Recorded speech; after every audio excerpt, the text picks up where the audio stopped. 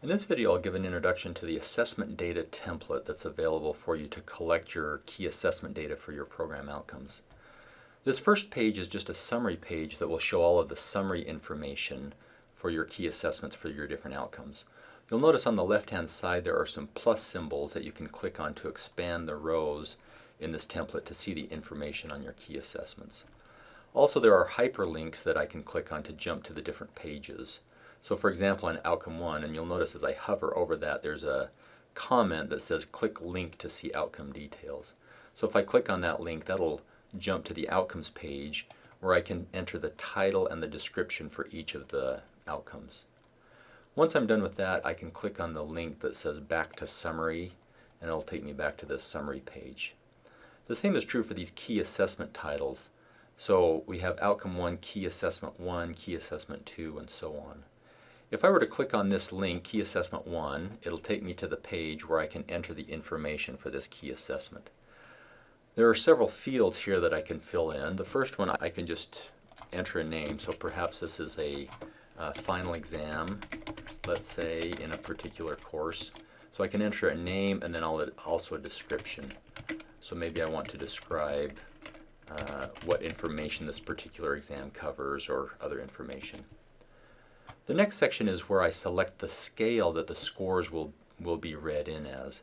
So it might be a numeric score, a percentage, or a rubric score out of a certain number of levels possible.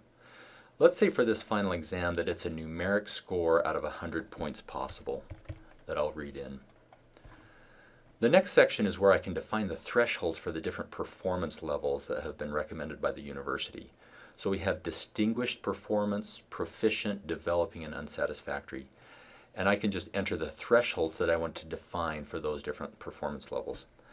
So let's say that I want to define 90 and above as a distinguished performance, 80 as the threshold for proficient performance, and 70 as the threshold for developing.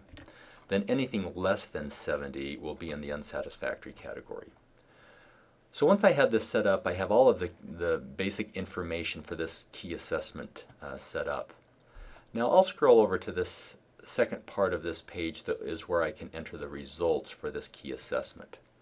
You'll notice there's 3 sections here at the bottom for fall semester, winter, and spring.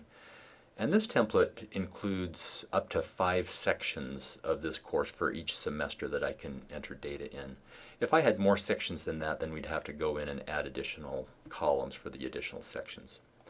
So I'll just enter a little bit of data here, dummy data, to show how this sheet works. So let's say in section 1, the first score is a 95 out of 100. You'll notice with that single data point, of course, the average is 95. And that's in the distinguished category. So right now 100% of my scores are in the distinguished category.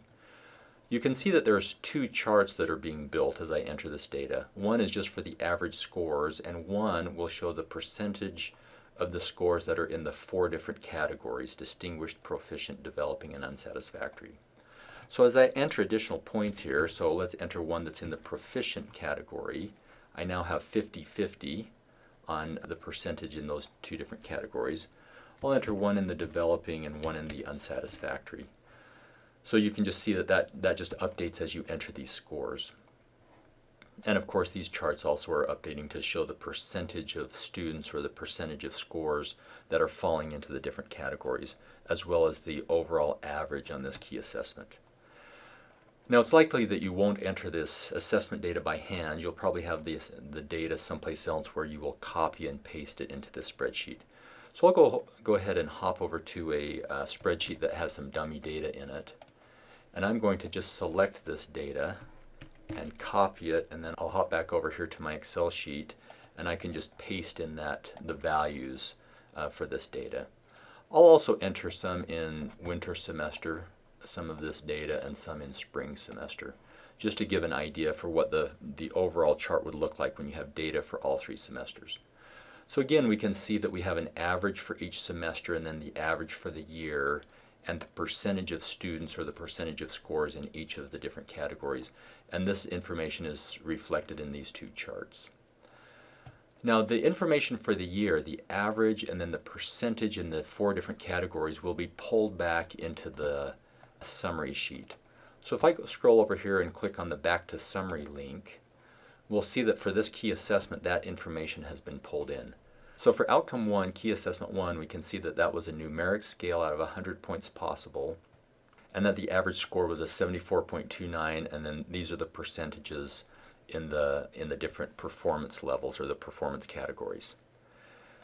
Now all of these titles here have comments, so if I forget what this means, I can hover over this title and see that this means the percent distinguished, this is percent proficient, percent developing, and percent unsatisfactory.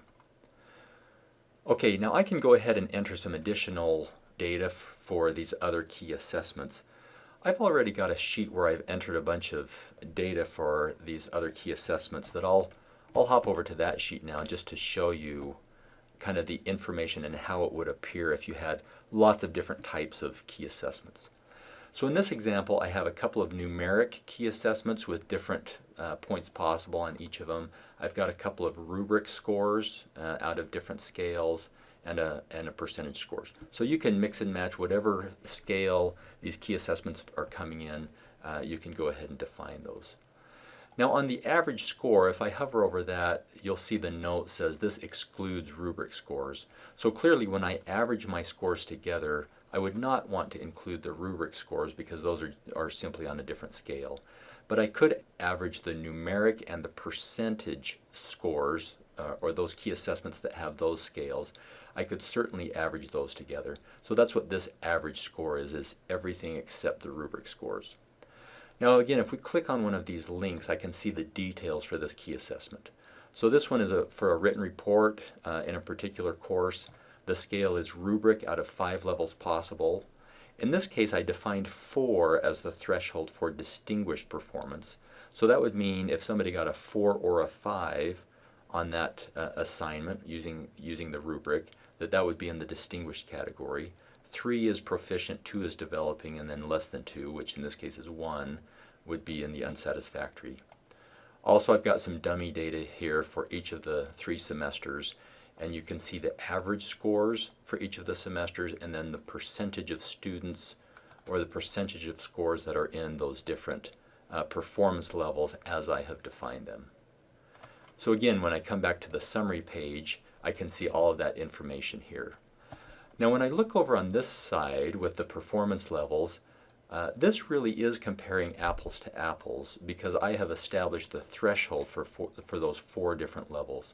So the average, here there's a thing that says the averages are shown above. So these values are just straight averages. So the 29% here is just an average of how many were in the distinguished category on those 5 key assessments, and the same with the other categories. Again, that's acceptable to do because these really are on the same 4-level scale, where I would not do that for this average score, and that's why I exclude the rubric scores on this average.